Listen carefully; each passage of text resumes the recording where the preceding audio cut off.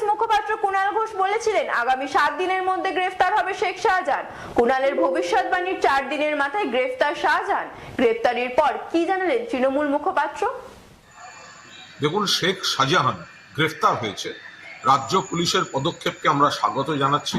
আমাদের সর্বভারতীয় সাধারণ সম্পাদক অভিষেক বন্দ্যোপাধ্যায় তিনি দৃষ্টি আকর্ষণ করে বলেছিলেন, আদালত মহামান্য হাইকোর্টের রায়ের একটি অংশের জন্যই পুলিশের হাত পা বাঁধা হয়ে গেছে। পুলিশ এ সংক্রান্ত মামলায় কোনো পদক্ষেপ নিতে পারছে না।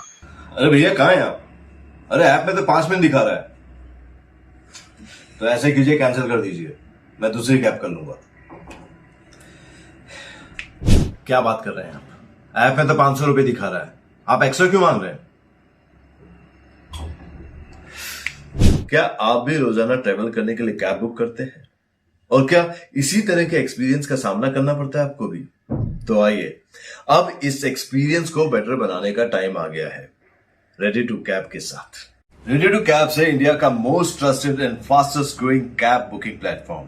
रेडी टू कैब्स पर आपको कैब बुकिंग सर्विसेज ही नहीं बल्कि यहाँ पर आप local taxi, rickshaw, AC non AC taxi सब बुक कर सकते हैं। और सबसे अच्छी बात तो यह है कि यहाँ पर आप अपना फेयर खुद डिसाइड करते हैं। है ना ये अच्छी बात? अब लंबे इंतजार की जरूरत नहीं है, ना ही एक्स्ट्रा फेयर देने की जरूरत है, और अपने डेस्टिनेशन पर लेट पहुंचने की टेंशन भी खत्म। यहाँ पर सिर्फ बुकिंग ही नहीं, रेडी टू कैब्स के साथ आप एज ए करियर भी अपने आप को ग्रो कर सकते हैं, जहां पर इंडिया के बाकी के सारे प्लेटफॉर्म के कंपैरिजन में आप ज्यादा रेवेन्यू जनरेट कर सकते हैं। तो अब इंतजार कैसा? बनाओ अपने कैब बुकिंग एक्सपीरियंस को बेटर रेडी टू कैब्स के साथ। आप इस ऐप को डाउनलोड कर सकते हैं प्ले स्टोर से या फिर ऐप स्टोर से, या फिर स्क्रीन पर नीचे दिए गए नंबर पर कांटेक्ट कीजिए। मिलते हैं। অভিষেক বিষয়টি সামনে আনার পর আদালত সেই বিধিনিষেধ সেটা প্রত্যাহার করেন এবং পুলিশকে কাজ করার ছাড়পত্র দেন। পুলিশ প্রশাসনের প্রতি আমাদের পূর্ণ আস্থা ছিল, ফলে আমরা আশা প্রকাশ করেছিলাম আত্মবিশ্বাসের সঙ্গে যে দ্রুততম গতিতে এই শাহজাহান গ্রেফতার হবে, সেটাই হয়েছে। এবার পুলিশ তো তার কর্তব্য করলো, এবার সিবিআই নারদায় এফআইআর নেমড শুভেন্দু অধিকারীকে গ্রেফতার করুক। অ্যালকেমিস্ট নিয়ে ইডি তদন্তে নেমেছে, অ্যালকেমিস্টের ব্র্যান্ড অ্যাম্বাসাডার মিঠুন চক্রবর্তীকে গ্রেফতার করুক।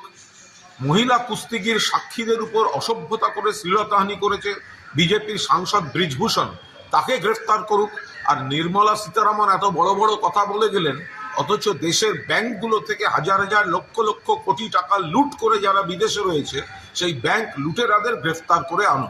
রাজ্য পুলিশ দেখিয়েছে, কথা রেখেছে। মুখ্যমন্ত্রীর নেতৃত্বে, অভিষেক বন্দ্যোপাধ্যায়ের সেনাপতিত্বে সরকার এবং দল চলছে। এবার কর্তব্যটা সিবিআই ইডি কি করে সেটা দেখারও আমরা অপেক্ষায় আছি।